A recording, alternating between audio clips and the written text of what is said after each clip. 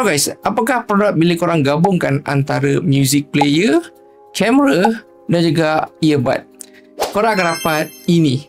Jadi guys, ini ialah DVTWS CCD. So basically, ianya kamera, digital kamera berserta sebagai music player. Sebab ni ada touchscreen ada macam touchscreen sini, korang boleh pilih dia punya menu semua kat sini.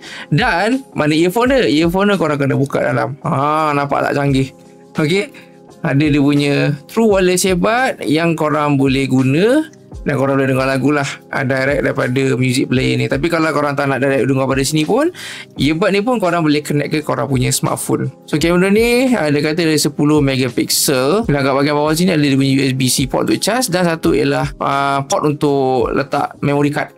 So korang boleh simpan lagu ke, dan juga simpan gambar-gambar semua dalam ni lah. So dia punya music player ni korang bayangkan macam korang punya MP4 player, ataupun kalau siapa ada iPod Nano ke kan, fungsi dia macam tu lah. So kat sini dia ada kamera untuk korang nak ambil gambar dan juga ambil video, dan juga ada voice recorder pun ada. Korang nak simpan e-book dalam ni pun boleh kalau korang nak baca pakai ni. Lepas tu dia pun ada alarm clock, stopwatch, calendar pun ada, dan juga dia pun ada calculator. Dari segi dia punya image quality dia ni okey lah. Kalau siapa suka macam nostalgic look, digital camera sekarang ni pun trending pakai digital camera. Video pun sama juga, boleh bagi image quality yang macam zaman-zaman tahun 2000. Dari segi dia punya earphone earphone saya dah try. So earphone ni pakai earphone lain je lah.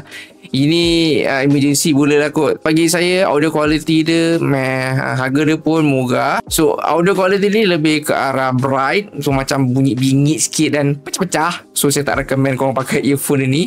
So kalau misal kata korang ada letak lagu dalam korang punya ni, letak lagu dalam dia punya music player ni, korang pakai earphone lain pun boleh. Pakai dia punya true wireless earbud lain, sebab dia pun boleh connect ke true wireless earbud yang lain. So produk ni besides dia punya earbud, bagi saya okey je. Memang fun, ambil gambar, nampak nostalgic kan. Berserta nak bagi hadiah kepada saudara mara, nak bagi anak-anak kan, nak ambil gambar semua kan, nak dengar lagu ke. Jadi guys, kalau korang berkenan dapatkan this camera / true wireless earbud / music player, boleh dapatkan sekarang.